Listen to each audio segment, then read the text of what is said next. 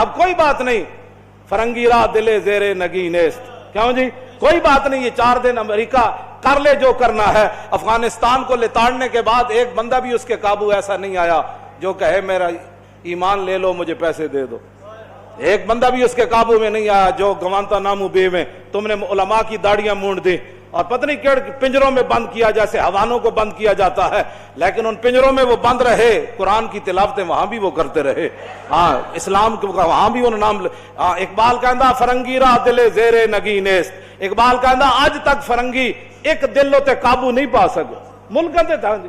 ہاں متاعو ملک است و دین است، انہاں کیوں نہ ملکاں تے قبضہ ضرور کیتا ہے لیکن دین تے قبضہ نہیں کر سکے۔ ہاں جتنا مرضی جہاں بھی کتنی پابندیاں لگی، مسجدوں کے سپیکر اترے، میلاد شریف پر پابندیاں لگی، ممتاز قادری تختہ دار پر لٹکا اور 1 لاکھ سے زیادہ بندے تحریک لبیک کے اندر چلے گئے، تو کیا لبیک کا نعرہ بند ہوا؟ نہ اب تو چوکوں میں تھوڑی دیر موٹر سائیکل بھی رکے تو کہتا ہے لبیک یا رسول اللہ۔ توجہ ہاں اقبال کہنا فرنگی راہ دلے زیرے نگی نیست متاعو ملک است و دین است، انہیں کیا اس کا متاع اتنا ہی ہے، عراق دے کنویں تے قبضہ کر لیا، تیل دے کنویں لین آیا سی تے قبضہ کر لیا، افغانستان دے خزانے تے قبضہ کرنا ہے سی، خزانے لے کے چلا گیا، اور شام دے اندر جیڑا کچھ ہوتے لوٹ مار سی امریکہ کر کے چلا گیا، لیکن پھر کیوں لرزہ بر اندام ہے؟ اتنا ظلم مچانے کے بعد پھر امریکہ کیوں پریشان ہے؟ کیوں جی خدا بندے کے در تحفے حریمش،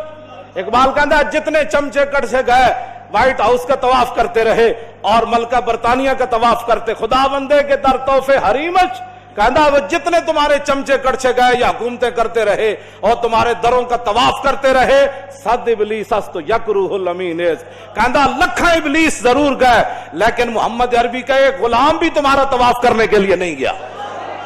یہ بات ہے، تم کیا سمجھتے ہو حضور کا دین ایسے چلا جائے گا؟ نہ یہ دین اپنی پاور رکھتا ہے، ہاں اس لیے اس دین پر کوئی غالب نہیں آ سکتا۔ ملکوں پر تم نے قبضے کر لیا، یہاں بھی 100 سالہ برطانیہ رہا تو 1947 کے بعد پھر حضور کے غلام میدان میں آ گئے، تم نے ہمارے کیا چھوڑا؟ یہاں تو کوئی چیز ہی نہیں چھوڑی، ہر چیز لوٹ کر لے گئے جناب، لائبریریاں لوٹ کر لے گئے، حسین و جمیل پتھر لے کر، وہ کوہ نور جو ہیرا بھی تم لوٹ کر لے گئے، تو کیا پھر وہ ہیرے کی وجہ سے تو ہماری عزت نہیں ہے نا؟ ہماری عزت تو یہ ہے بمصطفیٰ برساں خیش را کے دی ہماؤز گرباؤ نہ رسیدی تمام بولابیس، امت مسلمہ کی وجہ پتھروں سے نہیں ہے، ہیروں سے نہیں ہے، تیل کے کنویں سے نہیں ہے، روٹی سے نہیں ہے، سڑکوں سے نہیں ہے، جہازوں سے نہیں ہے، امت مسلمہ کی عزت محمد عربی کی غلامی کے اندر نہیں۔ تم نے جس کو عزت والی باتیں سمجھی ہیں وہ تو ہمارے بڑوں نے، صحابہ کرام نے، حضرت نعمان بن مقرن آئے جب یزدگرد کے دربار میں اعلیٰ قالین بچھے ہوئے تھے اور بڑے بڑے قیمتی، تو آپ نے اپنی تلوار اور نیزے سے ان کو پھاڑنا شروع کر دیا،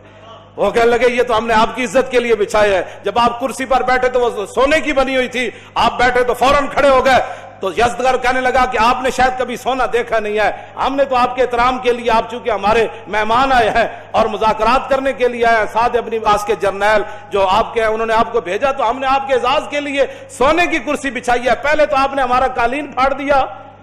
تو اب آپ سونے کو جو ہے اٹھ کھڑے ہوئے، فرمایا سونا ہے تیرا قالین میں نے اس لیے نہیں پھاڑا کہ مجھے کو اس قالین سے دشمنی تھی، یہ جو تو نے بچھایا تھا یہ ریشم کا تھا اور ہمارے آقا و مولا نے ریشم سے کے استعمال سے منع فرمایا، اس لیے میں نے اس کو پھاڑ دیا، باقی رہ گیا یہ سونا، تو یہ کہتے ہیں ہم نے دیکھا نہیں ہے، سونے کو پک طرف کر، یہ سونا میں نے اس لیے اوپر نہیں بیٹھا کہ ہمارے آقا و مولا نے اس سے منع فرمایا ہے، سونے کی تعظیم میں نہیں کھڑا ہوا، اپنے نبی کا حکم ماننے کے لیے میں کھڑا ہوا۔